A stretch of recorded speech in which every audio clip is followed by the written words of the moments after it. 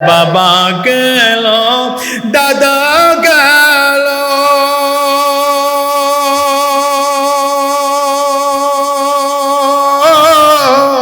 একে একে সব হারালো,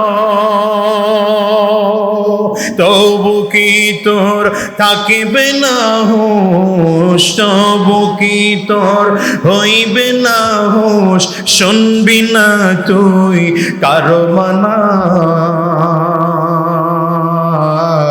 এই যে নয় তোরা আসল বাড়ি, কবর যে তোরা আসল ঠিকানা। আসল বাড়ি কই?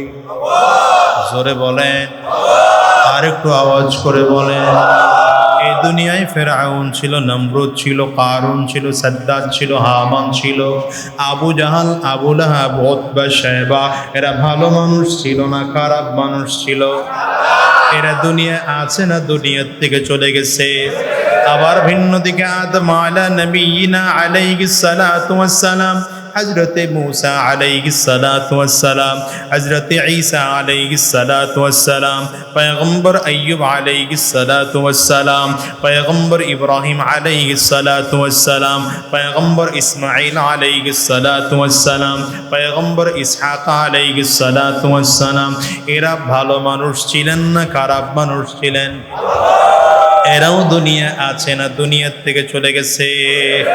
বোঝা গেল দুনিয়ায় কেউ থাকতে পারবে না, ভালো মানুষটাও দুনিয়ায় থাকতে পারবে না, খারাপ মানুষটাও দুনিয়ায় থাকতে পারবে না, সুন্দর মানুষটাও দুনিয়ায় থাকতে পারবে না, অসুন্দর মানুষটাও দুনিয়ায় থাকতে পারবে না, কোটি কোটি টাকার মালিক দুনিয়ায় থাকতে পারবে না, রাস্তার ভিক্ষুকও দুনিয়ায় থাকতে পারবে না, ক্ষমতার দাপট বিশাল, তারাও দুনিয়ায় থাকতে পারবে না, রাস্তার ভিক্ষুক ফকির মানুষ মোটেও ক্ষমতা নাই, তারাও দুনিয়া থাকতে পারবে না। বলো ঠিক কিনা?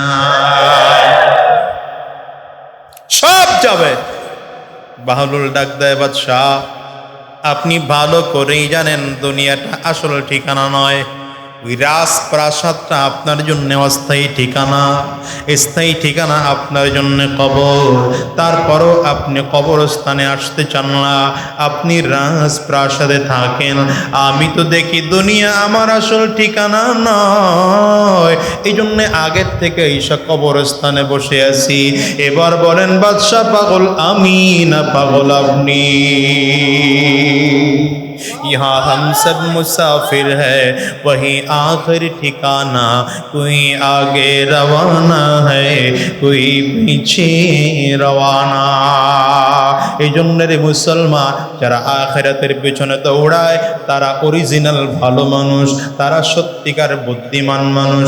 যারা আখিরাত বাদ দিয়া দুনিয়ার পেছনে দৌড়ায় এরা আসল ভালো মানুষ নয়, পাগল আর বোকা। এখন সেই দিকে দৌড়াও যেই দিকে দৌড়ে গেলে আখিরাত পাওয়া যাবে।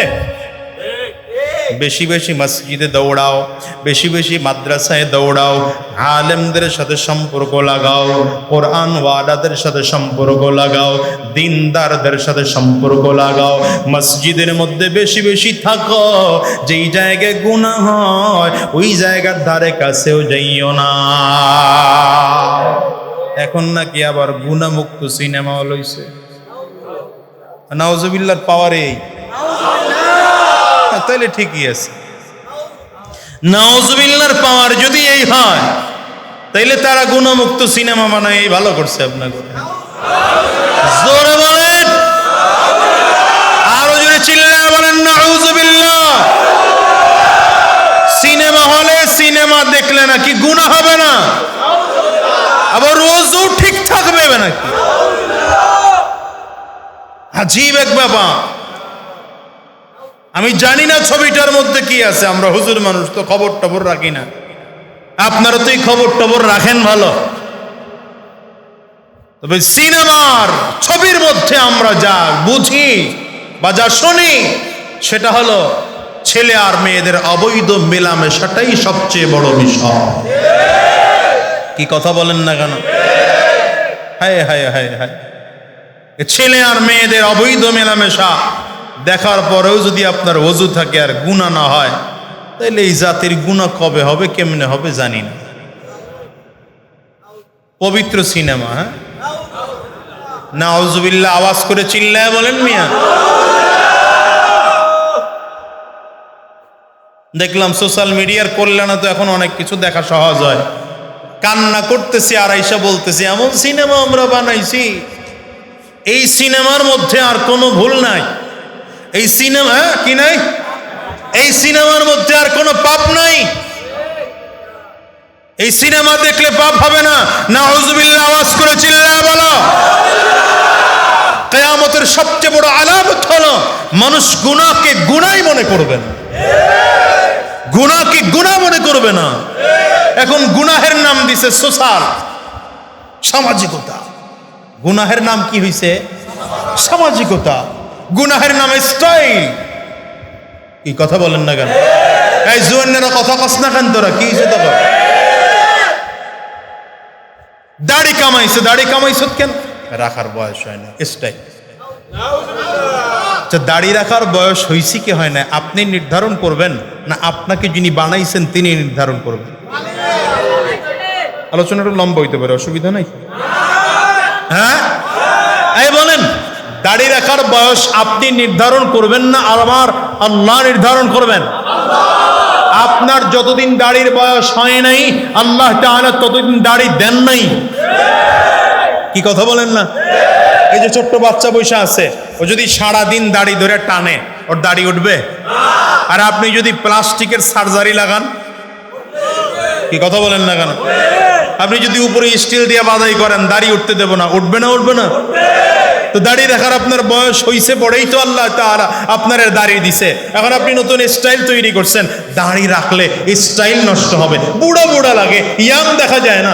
আল্লাহ কয় তোরে যতদিন দাড়ি ছাড়া ভালো লাগতেছিল আমি আল্লাহ দাড়ি দেই নাই, যখন দাড়ি রাইখা ভালো লাগতেছে আমি আল্লাহ দাড়ি দিয়েছি। আয় কপাল পোড়া, যদি আল্লাহকে ভালোবাসো দাড়ি রাইখা আল্লাহর ভালোবাসাকে তোমার ভালোবাসা বানাও। সিবগাতুল্লাহ ওয়া মান আহসানু মিনাল্লাহি সিবগা। আল্লাহ কয় আমার রঙের রঙিন হও, আমার রঙের চেয়ে কার রং ভালো রে? পৃথিবীতে যত মেয়েরা পুরুষদের প্রেমে পড়ছে সবার দাড়ি ছিল। কি ব্যাপার? ঠিক কইতে কত কষ্ট।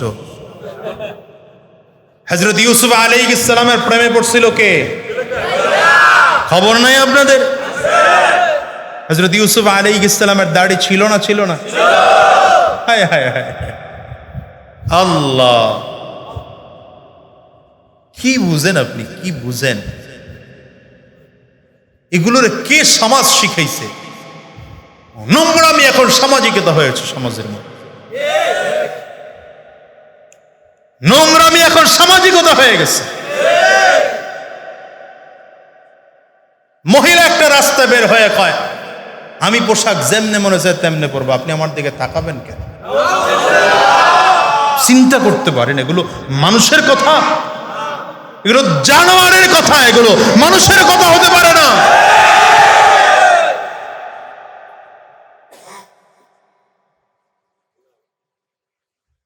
কোথায় যাচ্ছি আমরা? গন্তব্য কোথায়? হাঁটতেছি কোথায়? তাসলিমা নাসরিন বলছিল আমার মন আমার দেহ যাকে খুশি তাকে দেব। এটা তো মানুষের স্লোগান না, এগুলো তো কুকুরের স্লোগান, জানোয়ারের স্লোগান। কি কথা বলেন না কেন? পোশাক কম পড়ার নাম যদি আধুনিকতা হয়, আমি তো সব সময় বলি পোশাক কম পড়ার নাম যদি আধুনিকতা হয় তাহলে আমার দেশের কুকুরগুলা সবচেয়ে বেশি আধুনিক, কারণ কুকুরগুলো পোশাকই পরে না। কি কথা বলেন না কেন? পোশাক তো পরেই না, আবার এত বেহায়া পিছনের লেজটারে বাঁকা কইরা রাখছে। পোশাক তো পরেই না, এরপরে আমার কি আছে বাকিটাও দেখ।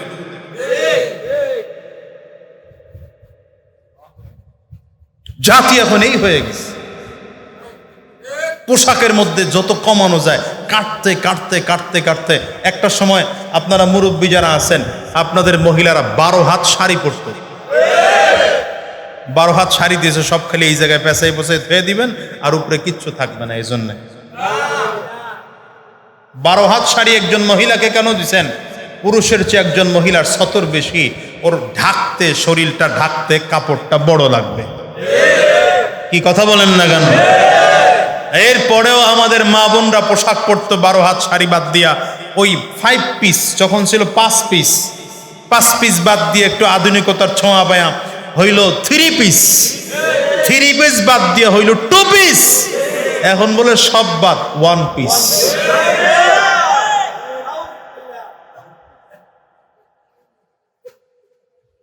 কাপড় কামানোর ষড়যন্ত্র চলতেছে।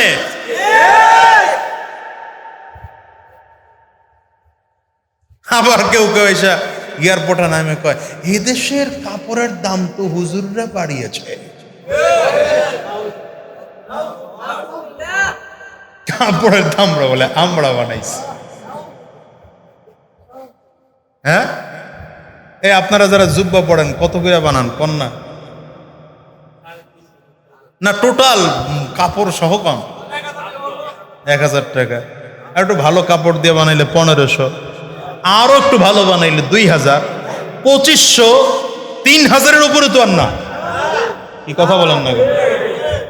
আমি এক দোকানে গেলাম, যে এখন কিছু মানুষের কি মেজাজ খারাপ হইতেছে না, আমি এক দোকানে গেলাম, ডিসপ্লে করে রাখছে মহিলাদের পোশাক, পেছনটা দিয়ে একটা রশি রাখছে, এটারে গিট দেয়া যায়, ওখান থেকে ধরে কোমর পর্যন্ত কোনো কাপড় নাই, পিছনে পিছনে লেখা 22,500 টাকা প্লাস ভ্যাট। কাপড় পিছনে এতখানি নাই, এরপরে দাম কত?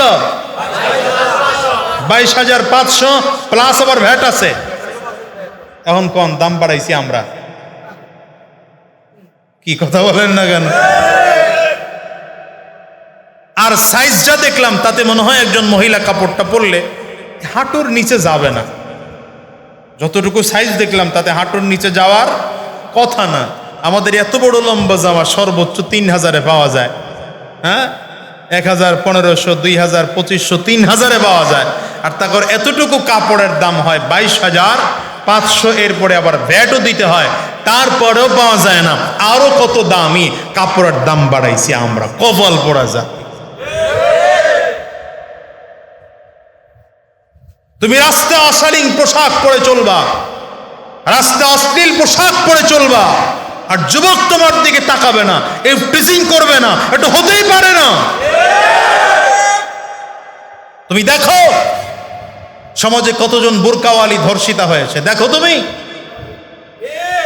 কি কথা বলেন না কেন? কতজন ঘরে থাকা মহিলারা ধর্ষিতা হয়েছে? অধিকাংশ ধর্ষিতা হয় ওই যারা রাস্তায় নোক্তা দিয়া ভূগোল ড্রেস পড়া, ভূগোল ড্রেস বুঝেন নাই, 3 ভাগের 2 ভাগ খোলা, 1 ভাগ ঢাইকা পেট পিট খোলা রাইকা রাস্তায় চলে, এগুলোই অধিকাংশ সময় ধর্ষিতা হয়। আর এদের গর্ভ থেকে যে সন্তানগুলো জন্ম নেয় সব উল্টো পাল্টা, পুস্কুমিয়া, এরশাদ শিকদার, কাটা রাইফেল, ছোট মাস্তান। হায় হায় হায়, হ্যাঁ কি পিচ্ছি বাবু। শোনেন, এই যুগের যত বড় বড় আল্লাহওয়ালা, তাদের মাও কিন্তু আল্লাহওয়ালা ছিল।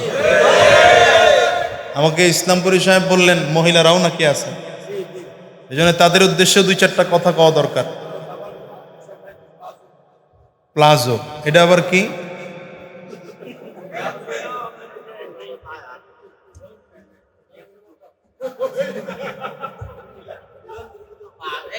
আল্লাহ হেফাজত করো,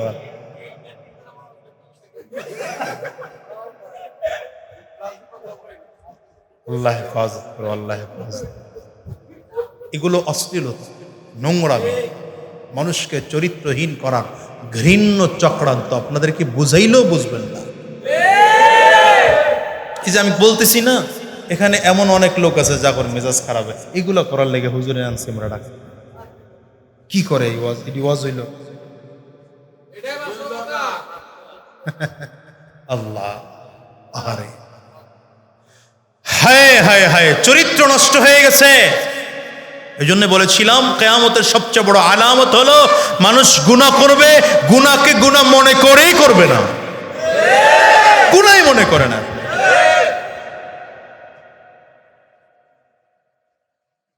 নাম দিছে আধুনিকতা। দেখেন না, বিয়ের সময় ছেলের বিয়েতে গান বাজবে না, মেয়ের বিয়েতে 3-4 দিন আগে গান বাজবে না, এটা হয় না। সামাজিকতা নষ্ট হয়ে যায়।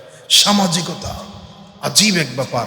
সামাজিকতা শিখাও। আমার নবী সামাজিকতা বুঝতেন না, সাহাবায়ে কেরাম সামাজিকতা বুঝতেন না, তাবেঈনরা সামাজিকতা বুঝতেন না, তাবেঈনরা সামাজিকতা বুঝতেন না, উলামায়ে কেরাম সামাজিকতা বোঝে না। সামাজিকতা বোঝা তোমরা ছাগলেরা। সামাজিকতার ঘরের সামাজিকতা সব উল্টো পাল্টা। খাতনা করাবে একটা সুন্নাত তরিকা। খাতনা করার সময় ইয়া বড় অনুষ্ঠান করে ছেলে মেয়ে আবাদে চলতেছে, খানা খাওয়াইতেছে, খাতনা অনুষ্ঠান।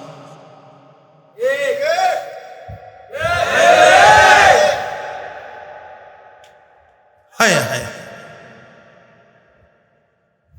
আগে একটা সময় ছিল মসজিদে গিয়া ইমাম সাহেব যা শুনতো চুপচাপ বসে বসে শুনতো, আর এখন উনি বড় নেতা, প্রত্যেক দিন জুমায় 5 মিনিট সভাপতি সাহেবরা দিতে হবে বক্তব্য দিতে। রাখ তোর সভাপতি বেটা, রাখ তোর সভাপতি। পানি দিয়ে গুইলা খা বেটা তোর সভাপতিত্ব।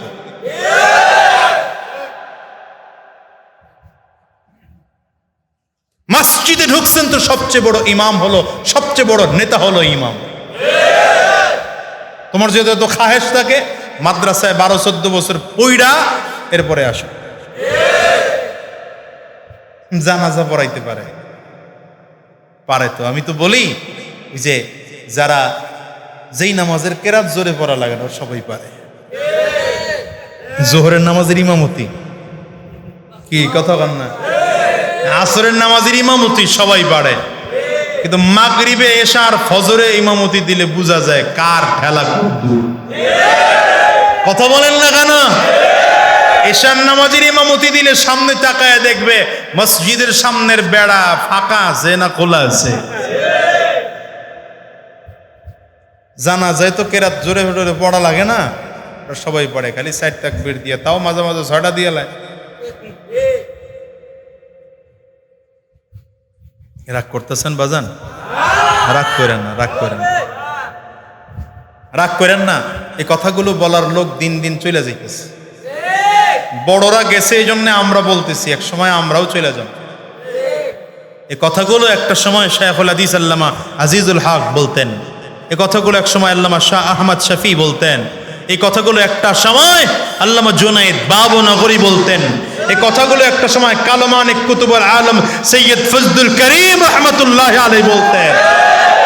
আজকের এই মানুষগুলো নাই, কথা বলার লোক নাই। কাব্বারানি মাউতুল কুবারা। আসলে তো আমরা বড় না, বড়রা দুনিয়ার থেকে বিদায় নেওয়ার কারণে শেয়ারের মালিক হইছি। এই জন্য কথাগুলো বইলা যায়। একটা সময় এমন আসবে যে কথাগুলো দেখেন না, এখন তো নতুনই বাইর হইছে, খালি বক্তাগুলো মোড়ায় মোড়ায় বাইং মাছের মতো ওয়াজ করে, আর আপনাদের কাছে হেরাই ভালো। আহা, দুনিয়ার সবচেয়ে বুদ্ধিমান মানুষটাকে বলেন? হ্যাঁ, ভুলে গেলে চলবে না, এটা কিন্তু মূল আলোচনা। আলোচনার মূল বিষয় হলো এটা, দুনিয়ার সবচেয়ে বুদ্ধিমান মানুষটা হলো সেই মানুষটা যে দুনিয়ার তুলনায় আখিরাতকে প্রাধান্য দেয়, আর বোকাকে যারা দুনিয়াকে প্রাধান্য। আল্লাহু আকবার, আল্লাহু আকবার। বলছিলাম যে দুনিয়ার পিছনে এতখানি মেহনত করবেন, পাবেন কতটুকু? এতটুকু। 10 গুণ মেহনত করবেন, পাবেন একমাত্র 1 গুণ। আর আখিরাতের মেহনত করবেন 1 গুণ, পাবেন 10 গুণ। আল্লাহু আকবার। দেখেন একটা ছোট্ট উদাহরণ দিই, বিরক্ত হইতেছেন? আপনি যে এখানে এলাকায় বাড়ি করবেন, মনে করেন 5 তলা একটা বিল্ডিং করবেন, 5 তলা বিল্ডিং এর জন্য আপনাকে টাকা জোগাড় করতে হবে। সকালবেলা ভোর রাতে উঠা দোকান খুলতে হবে, ব্যবসা বাণিজ্য সারাটা জীবনের কামাই করে আপনি মাত্র 5 তলা একটা বিল্ডিং তৈরি করছেন, থাকতে পারবেন কি পারবেন না সেটাও নিশ্চিত না। আবার তার মধ্যে কত ভেজাল, কারেন্টের এখনো তার সংযোগ হয় নাই, সংযোগ হয়েছে কারেন্ট ঠিক মতো আসে না, খালি লোডশেডিং দেয়। কথা বলেন না কেন? আবার গ্যাস পাওয়া যায় না, আবার তো পানির লাইন নেই, আবার তো এই সমস্যা, আবার তো সেই সমস্যা। এত কষ্ট করে বানাইলাম, সেই বাড়িটাও ঠিক করে থাকা যায় না।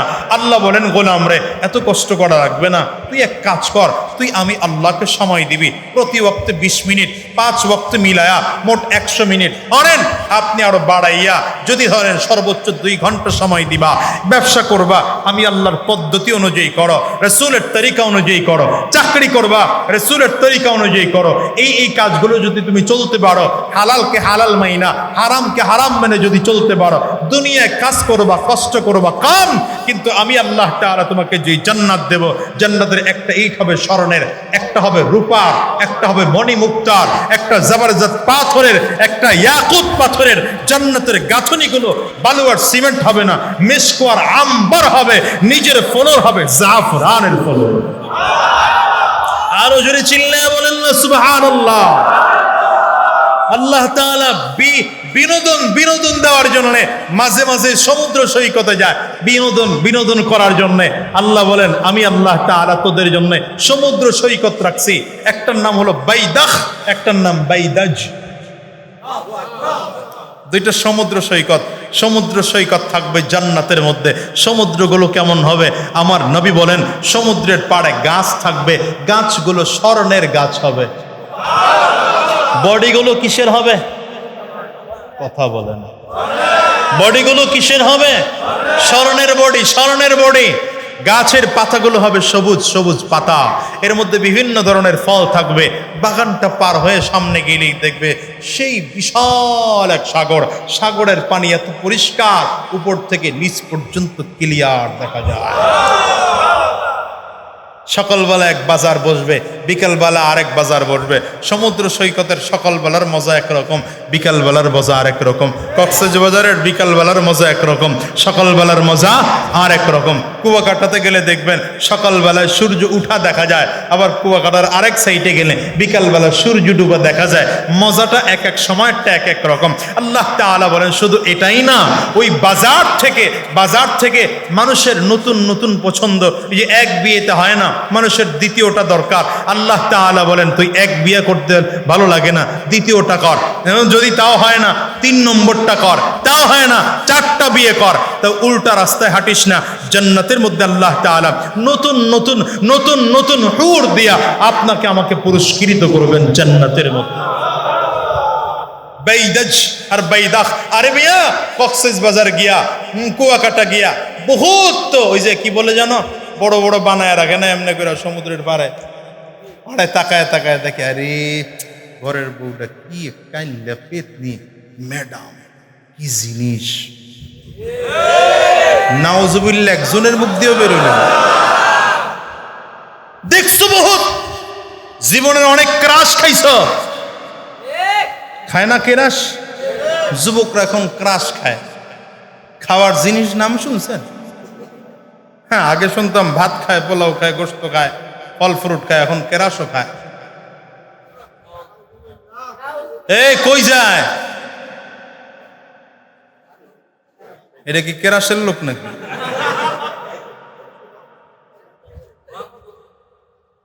দুনিয়াতে বসে সমুদ্র সৈকতে করছো, আল্লাহ বলেন অনেক সুন্দরে দেখছো, কিন্তু তাদের দিকে তাকানো হালাল ছিল না, স্পর্শ করাও হালাল ছিল না। জান্নাতের বাইদাজ নামক যে সমুদ্র সৈকত হবে, বাইদাখ নামের যে সমুদ্র সৈকত হবে, মনে চাইলেই যার দিকে তাকাইবা তোমার ভেতরের পালস সে বুঝা ফেলাবে। এখন তো আপনি কারে ভালোবাসেন, বউরা কিনা ভালোবাসা ফেলাইছেন, খবর নাই, আপনার স্ত্রী আপনার টাকা পয়সা লয়ে গেছে আরেকজনের সাথে। আর জান্নাতে যে রমণী থাকবে, রমণীরা আপনার চেহারার দিকে তাকাইলে, আপনার কি বলে এই আপনার কলবের দিকে তাকাইলে বুঝবে আপনার হার্টের মধ্যে তার ভালোবাসার পার্সেন্টেজ কত। যখন দেখবে আপনি খুব পছন্দ করেন, সেই দূর থেকে দেখে আপনার কাছে চলে আসবে, আল্লাহর বান্দা আমাকে পছন্দ হয়েছে, আমি তো তোমার জন্য তৈয়ার। সুবহানাল্লাহ আওয়াজ করে বলেন। নিয়ে আসেন, বাসায় নিয়ে আসেন তাকে, এটা আপনার জন্য হালাল। আল্লাহ তাআলা বলে দুনিয়া ওই জন্য নজর হেফাজত রাখছো, নিজের ইজ্জত হেফাজত রাখছো, নিজেকে হেফাজত রাখছো, লজ্জাস্থানকে হেফাজত রাখছো। আল্লাহর রাসূল বলেন মান ইয়াজমানু লি বাইনা লিহইয়াইহি ওয়া বাইনা রিজলাইহি আযমান লাহুল জান্নাহ। আরে যে ব্যক্তি দুই চোয়ালের মাঝখানে মানে জিহ্বাকে হেফাজত করবে, দুই নারের মাঝখানে লজ্জাস্থানকে হেফাজত করবে, নবী বলেন আমি তার জন্য জান্নাতের জিম্মাদার হয়ে গেলাম। দূর থেকে তাকায় দেখবে এই বান্দাটা আমাকে ভালোবাসে, চলেন আপনার সাথে যাই। কোথায় যাবেন? ঘুরবেন, হাওয়া খাইতে ঘুরতে থাকেন, তার সাথে যত কিছু মনে চায় সব করবেন। রুচি পরিবর্তন হলো, তাকে ছেড়ে দেন, বিকেলবেলা আর একজন আল্লাহ আপনার জন্য পাঠাবেন। দুনিয়া কিসের জন্য পাগল ভাই? দুনিয়া কিসের জন্য পাগল? এই পাগলের পাগলামিতে পড়ে লাভ আছে? এই পাগলের পাগলামিতে পড়ে লাভ আছে? এগুলোতে পড়ে কোনো লাভ নাই, বাদ দেন এগুলো সব। আল্লাহর জন্য পাগল হন। আমার মালিক আপনার আমার মেহমানদারি করার জন্য কত বড় কত বড় কত বড় কিছু রাখছেন, খবরই নেই রে মিয়া। এই জন্য বলো দুনিয়ার সব কিছু বাদ দাও, চুরি বাদ দাও, শয়তানি বাদ দাও, বদমাশি বাদ দিয়ে দাও, উল্টো পাল্টা রাস্তা সব ছেড়ে দিয়ে আল্লাহর দ্বীনের রাস্তায় ওঠো, আল্লাহর কোরআনের রাস্তায় ওঠো, ইসলামের রাস্তায় ওঠো। জীবন সুন্দর হয়ে যাবে, দুনিয়ায়ও শান্তি, পরকালেও শান্তি। দুনিয়ায়ও শান্তি, পরকালেও শান্তি। এই জন্য আমার মালিকরে ডাকবেন বেশি বেশি। কাকে ডাকতে হবে? ডাক দেন না, জোরে ডাক দেন আল্লাহ, আরো জোরে আল্লাহ। এই ডাকগুলোর মজা আলাদা, এই ডাকগুলোর মজা আলাদা। কথা বলেন না? এটা বুদ্ধিমানের ডাক, এটা বুদ্ধিমানের ডাক, এটা কোরআনওয়ালার ডাক, এটা ইসলামওয়ালার ডাক। উদউনি আস্তাজিব লাকুম, উদউনি আস্তাজিব লাকুম। গোলাম মুসিবতের মধ্যে পড়ে গেছ, বিপদের মধ্যে পড়ে গেছ, আমি আল্লাহ তাআলাকে ডাক দাও, আমি আল্লাহ তোমার ডাকের সাড়া দেওয়ার জন্য তৈয়ার। ওয়াইদা সালাকা ইবাদি আন্নী ফাইন্নী করিব। বান্দা যখন আমার কাছে ডাকে, আমার কাছে চায়, আমি আল্লাহ তাআলা বান্দার একদম নিকটে দাঁড়ায় যাই। কত নিকটে আমার মালিক দাঁড়ান, আমার মালিক নিজেই বলেন নাহনু আকরাবু ইলাইহি মিন হাবলিল ওয়ারিদ।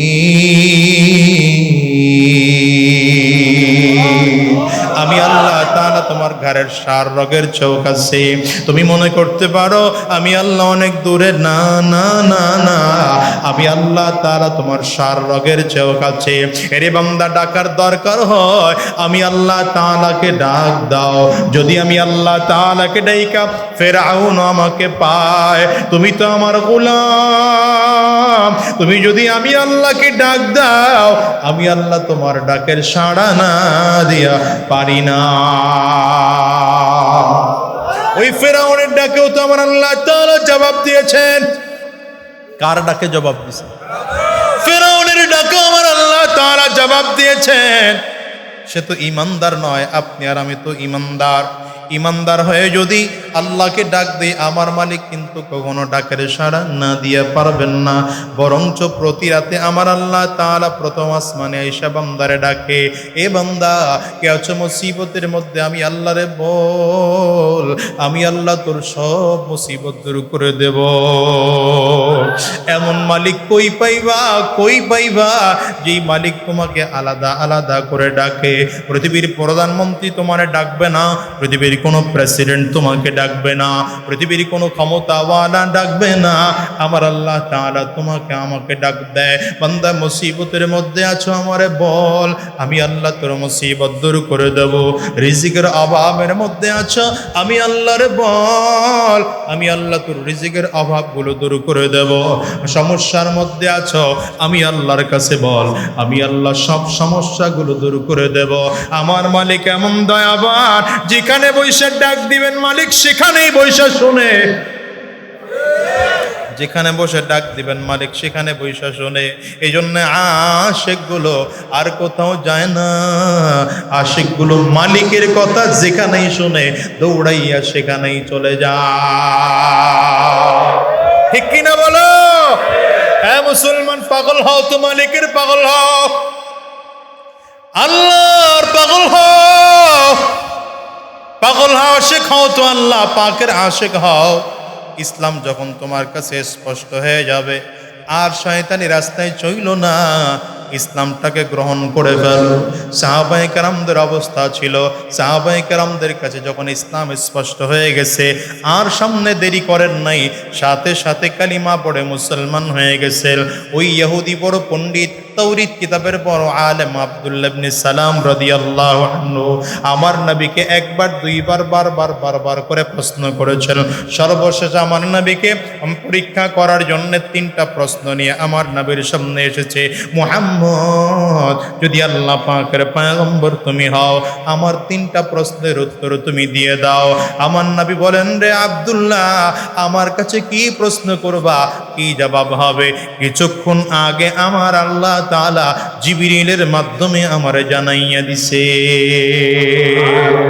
এই দুনিয়ার মুসলমান, আমার ভাইরা, মুসলমান বন্ধুরা, আমার বাবাজিরা, আব্দুল্লাহ ইবনে সালাম রাদিয়াল্লাহু আনহুকে আমার নবী 3টা প্রশ্নের জবাব দিয়ে দিলেন। আব্দুল্লাহ ইবনে সালাম রাসূল আরবের হাতে হাত দিয়ে কালিমা পড়া সাথে সাথে মুসলমান হয়ে যায়। ডাক দিয়া বলেন, পয়গম্বর দেরি করা যাবে না, কালিমা পড়াইয়া দেন, মুসলমান হয়ে যাব। আল্লাহু আকবার, চিল্লায়া বলো। নবীর আশিক হলে কি লাভ? আমার মালিকের প্রিয় হয়ে যায়। আল্লাহর আশিক হলে কি লাভ? আমার মালিকরা যা বলেন তাই শোনা যায়। রাসূল আরবী দুনিয়া থেকে বিদায় নিয়ে চলে গেলেন। সাহাবায়ে কেরাম আমার নবীর আশিক, সাহাবায়ে কেরাম দুনিয়া থেকে একজন করে করে বিদায় নেয়। খলিফাতুল মুসলিমিন আবু বকর সিদ্দিক রাদিয়াল্লাহু আনহু যখন দুনিয়া থেকে বিদায় নিলেন, এবার খলিফাতুল মুসলিমিন হলেন হযরত ওমর ফারুক রাদিয়াল্লাহু আনহু। হযরত ওমর কাফেলা পাঠালেন, বিশাল এক কাফেলা। নদী পার হয়ে গিয়ে কাফেরদের সাথে যুদ্ধ করতে হবে। নদী পার হবেন কেমনে? নদীর পাড়ে গিয়ে তাকায় দেখলেন পার হওয়ার মতো কোনো মাধ্যম নেই। সেনাপতি দাঁড়াইয়া দাঁড়াইয়া আল্লাহর কাছে দোয়া করে, আয় আল্লাহ, আমরা মুহাম্মদুর রাসূলুল্লাহ সাল্লাল্লাহু আলাইহি ওয়াসাল্লামের উম্মত, শুনেছি মুসা আলাইহিস সালাতু ওয়াস সালামের সাথীদেরকে নদীর মাঝখান দিয়ে পানি ভাগ করে রাস্তা বানাইয়া নদী পার করে দিয়েছো। আমরা মুহাম্মদুর রাসূলুল্লাহর সাথী, আমাদেরকেও নদী ভাগ কইরা রাস্তা তৈরি করে দাও। মনে হয় যেন আমার আল্লাহ তাআলা সাহাবায়ে কেরামদেরকে ডেকে ডেকে বলেন, এরে আমার হাবিবুল্লাহর সাথী মুসা আলাইহিস সালাতু ওয়াস সালামের উম্মতদেরকে আমি আল্লাহ তাআলা পানি ভাগ করে রাস্তা তৈরি করে দিয়েছি, আর আমি হাবিবুল্লাহর উম্মতদেরকে পানি ভাগ করে রাস্তা বানাইয়া দেব না, পানিটারে শক্ত বানাইয়া উপর দিয়া রাস্তা বানাইয়া দেব। হঠাৎ করে পেছন দিক দিয়ে আওয়াজ আসলো, দাঁড়াইয়া কেন? পানির উপর দিয়ে ঘোড়া চালায়া চলো। সেনাপতি ডাক দিলেন, পানির উপরে দিয়ে ঘোড়া চালাও, পানির উপরে দিয়েই উট চালাও, সাবধান নিচের দিকে তাকাইবা না। পানির এত চমৎকার নদীর পানি পাইয়া আবার পানির দিকে নজর যেন না পড়ে, পানির মায়ায় যেন পড়ে না যাও, কেউ যেন আবার পানি পান করতে না যাও। সাবধান, যদি কেউ পানি পান করতে যাও বিপদের মধ্যে পইড়া যাইবা। এবার পানি শক্ত হয়ে গেছে, পানির উপর দিয়ে ঘোড়া চলতেছে, পানির উপর দিয়ে উট চলতেছে, পানির উপর দিয়ে সাহাবায়ে কেরাম পার হইতেছেন। একজন মানুষের ঘোড়ার গলার মধ্যে একটা পানির পাত্র বাঁধা ছিল, পানির পাত্রটা দ্রুত হাঁটতে গিয়া নিচে পড়ে গেছে। সাহাবী নদী পার হয়ে দাঁড়ায় গেলেন, সেনাপতি আমার, আমি এক কদম সামনে বাড়াবো না, ছোট্ট একটা শর্ত আছে। বলে, কি শর্ত? নদীর পানি যখন পার হইতেছিলাম, রাসূল আরবী সাল্লাল্লাহু আলাইহি ওয়াসাল্লামের সাহাবী বলে, আমার ঘোড়ার গলার মধ্যে একটা পানির পাত্র বান্দা ছিল, আমার পানির পাত্রটা ছিঁড়ে নিচে পড়ে গেছে নদীর মধ্যে, আমাকে ওই পাত্রটা ফিরায় দিবেন। পানির পাত্রটা যদি ফিরাইয়া না দেন, এক কদম সামনের দিকে বাড়াবো না। সেনাপতি বলে, পাগলামি বাদ দাও, সাগরের এই বিশাল ঢেউয়ের মধ্যে কোথা থেকে কোথায় চলে গেছে এই পাত্র, খবর নাই। এই ছোট্ট পাত্রের জন্য এত বড় পেরেশান হইও না। সাহাবী চোখের পানিগুলো ছেড়ে কান্না শুরু করে দিয়েছে। আর ডাক দেয়, খলিফাতুল মুসলিমিনের প্রতিনিধি, সেনাপতি, এই পাত্রটা আপনার কাছে কোনো দাম নয়, কিন্তু পানিটা আমার কাছে বড় দামি। পানির পাত্রটা আমার কাছে বড় দামি, কারণ এই পানির পাত্রটা নর্মাল কোনো পাত্র নয়। এই পানির পাত্রটা এমন একটা পানির পাত্র, যেই পাত্রটার মুখের মধ্যে লাগায় লাগায় আমার নবী পানি পান করতে। আমার নবী আজ দুনিয়ায় নাই, আমি পানির পাত্রটা হেফাজত করে রাখছি। আমি আমার নবী যেখানে মুখ লাগাইয়া লাগাইয়া পানি পান করতেন, আমিও সেখানে মুখ লাগাইয়া লাগাইয়া পানি পান করি। আমার নবীর ওই পানির পাত্র ছাড়া এক কদম সামনে বাড়াবো না।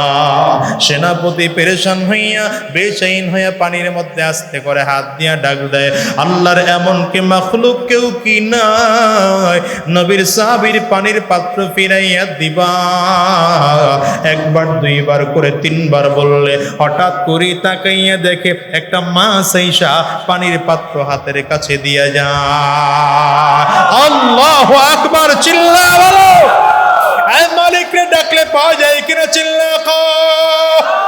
মালিকের কাছে দোয়া করলে পাওয়া যায় কিনা, চিল্লা বলো। পৃথিবীর এমন কোন দরবার তুমি পাইবা না যেই দরবারে গেলে চাইলেই পাওয়া যায়। আমার মালিকের কাছে চাইলেই পাওয়া যায়, চাইলেই পাওয়া যায়।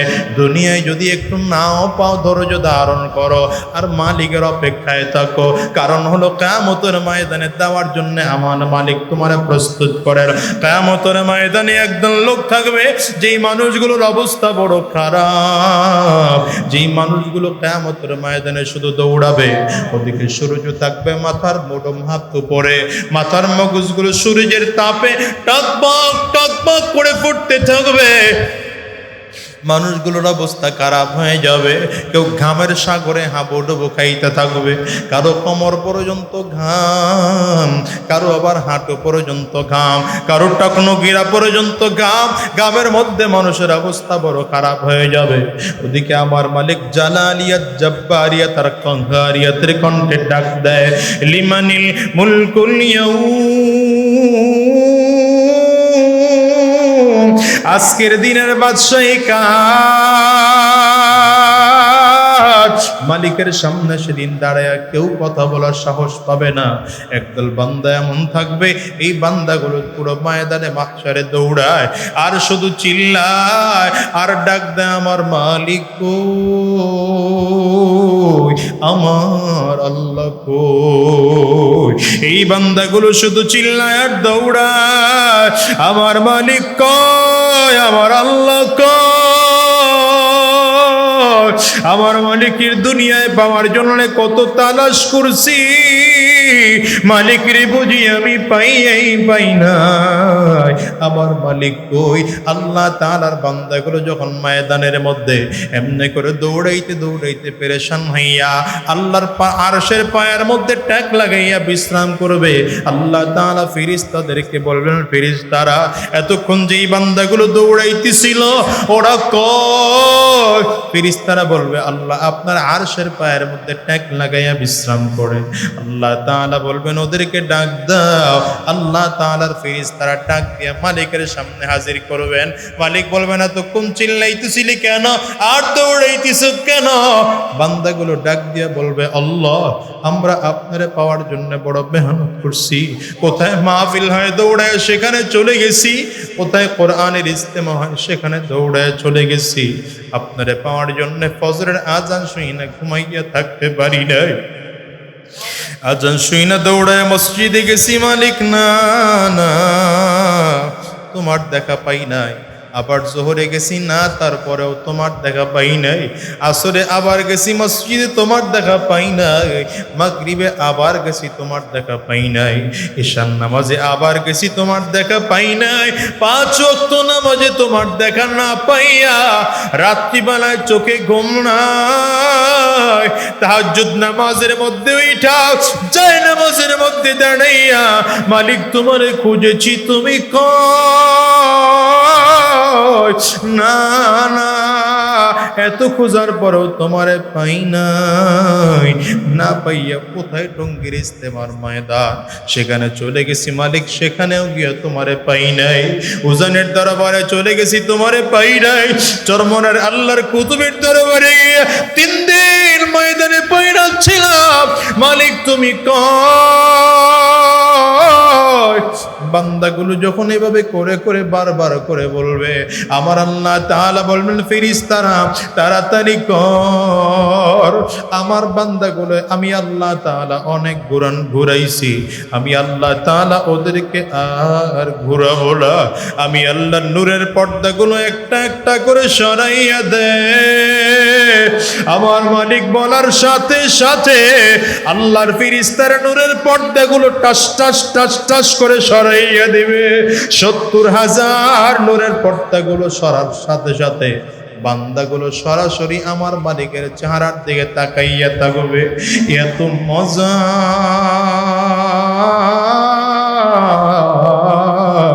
দুনিয়ার কোনো চাওয়ার মধ্যে এত মজা নাই। আমার মালিকের দেখার মধ্যে বান্দাগুলো এত মজা পাবে। হুরুল মাজিদ নে নেয়ামত হায় তু, হুরুল মাজিদ নে নেয়ামত হায় তু, सबसे बेहतर नेमते दीदार तो अल्लाह अल्लाह क्या मुबारक नाम है, अल्लाह अल्लाह आशिकों का काम है। এর দুনিয়ার মুসলমান, আমার মালিকের দিদার তো মজার। বান্দাগুলো যখন আমার মালিকের চেহারার দিকে তাকাইয়া থাকবে, 70,000 বছর চলে যাবে। 70,000 বছরের মধ্যে একটা পলক পর্যন্ত বান্দা ফেলবে না। একটু ভালো করে হিসাব নিলাও, এই হলো মালিকের আশিকের অবস্থা। আবার একদল গুনাহগার, ওরা মৃত্যুর সাথে সাথে অবস্থা বড় খারাপ। এদের সামনে যখন আজরাইল দাঁড়াবে, গুনাহগার তাকাইয়া তাকাইয়া দেখবে আজরাইল আলাইহিস সালামের পাও দুইটা জমিনে দেখা যায়, মাথাটা 7 আসমানের উপরে দেখা যায়। আহারে প্রত্যেকটা পশমের গোড়ার থেকে মনে হয় যেন আগুনের ফুলকি বের হয়। প্রত্যেকটা চক্ষু মনে হয় যেন পাহাড়ের চেয়েও বড়। মুসলমান বন্ধুরা আমার, একটু ভালো করে ধ্যান ও খেয়ালের সাথে কথাগুলো শোনো, দিলের কান লাগাইয়া কথাগুলো শোনো। পরিস্থিতি যখন এই হবে, আহারে আজরাইল আলাইহিস সালাতু ওয়াস সালাম যখন জান কবজ করার জন্য আসবে, আজরাইলের দিকে তাকাইয়া এই মানুষের চক্ষুটা উল্টাইয়া যাবে। রূহটা শরীরের 360টা মোকামের মধ্যে দৌড়াবে। আজরাইল আলাইহিস সালাতু ওয়াস সালাম রূহটার মধ্যে এত জোরে থাপা মারবে, কলিজার রগগুলো টাস টাস টাস টাস করে ছিঁড়ে যাবে। এবার তাকাইয়ে দেখো তোমারে আমারে কেমন দেখা যায়। বড় দামি গাড়ি, দামি বাড়ি, দামি টাকা, দামি পয়সার কোনো মূল্য নাই। এবার মানুষ তোমাকে আমাকে ফোড়ের মধ্যে শোয়াইয়া রাখছে। পর্দার আড়ালের মা, তুমিও চিন্তা করে দেখো, তোমাকেও শোয়াইয়া রাখছে। পরিস্থিতি এত ভয়ঙ্কর। একদল লোক চলিয়া যাবে বড়ই পাতা দিয়ে গরম পানি করার জন্য, একদল লোক চলিয়া যাবে কবর খনন করার জন্য, আর একদল লোক চলিয়া যাবে চারিদিক থেকে বাঁশ কাইটা আনার জন্য। তোমাকে আমাকে কবরের মধ্যে আস্তে আস্তে নিয়ে রওনা করা হবে। জানাজা পড়াইয়া মুসলমানরা 3টা ভালো করে বান্ধিয়া আস্তে আস্তে করে কবরের মধ্যে নিয়ে শোয়াইয়া একটা একটা করে বাঁশ বিছাইয়া চাটাই লাগাইয়া মাটির চাপাগুলো দেয়, আর ডাক দিয়া বলে, মিনহা খালাকনাকুম, পড়ো না, মিনহা খালাকনাকুম وفيها نعيدكم ومنها نخرجكم تارة أخرى এর দুনিয়ার মুসলমান দুনিয়া আজ আছে আগামী কালকে থাকবে এমন কোনো গ্যারান্টি নাই বরঞ্চ দুনিয়া আসার সিরিয়াল আছে যাওয়ার কিন্তু কোনো সিরিয়াল নাই রে বাজার আমি তো প্রায় বলি আসার সময় আগে বাবা আসে তারপরে দাদা আসে তারপরে সন্তান আসে যাওয়ার সময় এমন হয় বাবা দুনিয়া তাকে সন্তান দুনিয়ার থেকে বিদায় হয় দাদা দুনিয়া তাকে নাতি দুনিয়ার থেকে বিদায় হয় পরিস্থিতি কত ভয়ঙ্কর হিসাব মিলায় দেখো তুমি আর আমি দুনিয়ায় থাকতে পারবো না আজকের এই মজলিসটার মধ্যে যারা আছে বুঝলে এমন বহুত মানুষ পাওয়া যাবে যাদের বাবা দুনিয়ার জমিনে নাই যাদের মা দুনিয়ার জমিনে নাই আজকে মাকে কবরে হারাই কাটছো বাবাকে কবরে রাই কাটছো ওই লক্ষ হাজার মাইল দূরে আমেরিকা চাইনিজ জাপান জার্মান তোমার সন্তান তাকে মোবাইল ইন্টারনেট টেলিফোন ফ্যাক্সের মাধ্যমে খবর নেওয়া যায় মাত্র 2.5 হাত নিচে মাকে রাই কাশ না মায়ের কবরের খবর নেওয়ার মতো সুযোগ হয় নাই মুসলমান তারপরেও কি মনে পড়ে না ওই কবর বড় ভয়ঙ্কর কবর বারবার করে ডাক দেয় আনা বাইতুল জাল্লাম আনা বাইতুল ওয়াহদা আমি বড় একাকির ঘর আমি বড় অন্ধকার ঘর আমার কাছে সাথীও নাই বাতিও নাই বাড়িও নাই গাড়িও নাই আমি শুধু চিনি ভালো আমল করে যদি আসতে পারো ভালো আচরণ করব আর যদি ভালো আমল করে আসতে নাই পারো কপাল পোড়ার দল আমি কবর এত জোরে সংকীর্ণ হয়ে যাব কবর দুই দিকের মাটি এত জোরে চাপ মারবো এক পাজরের হাড্ডি কিন্তু আর একটা পাজরায় নিয়ে পৌঁছাইয়া দেব মুসলমান ভালো করে দিলটাকে বুঝাও মনটাকে বুঝাও এই দুনিয়ায় কেউ থাকার জন্য আসে নাই তুমি আর আমিও থাকতে পারবো না এখানে এমন মানুষ খুঁজতে পাওয়া যাবে যাদের বাবা দুনিয়ায় যতদিন বেঁচে থাকবো আর শয়তানি রাস্তায় আমরা চলবো না উল্টো পাল্টা রাস্তায় আমরা চলবো না আল্লাহর দ্বীনের রাস্তায় চলবো কারা কারা রাজি আছো দুই হাত তোলে আল্লাহরে দেখাও আওয়াজ করে চিল্লে জোরে ডাক দাও আল্লাহ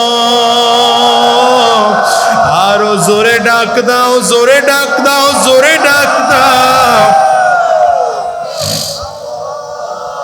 কান্না যদি না আসে কান্নার ভান ধরে ডাক দাও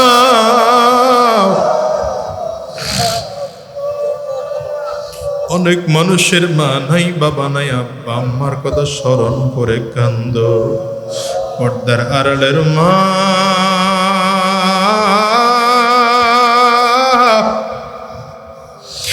কবরের কথা স্মরণ করে কান্দা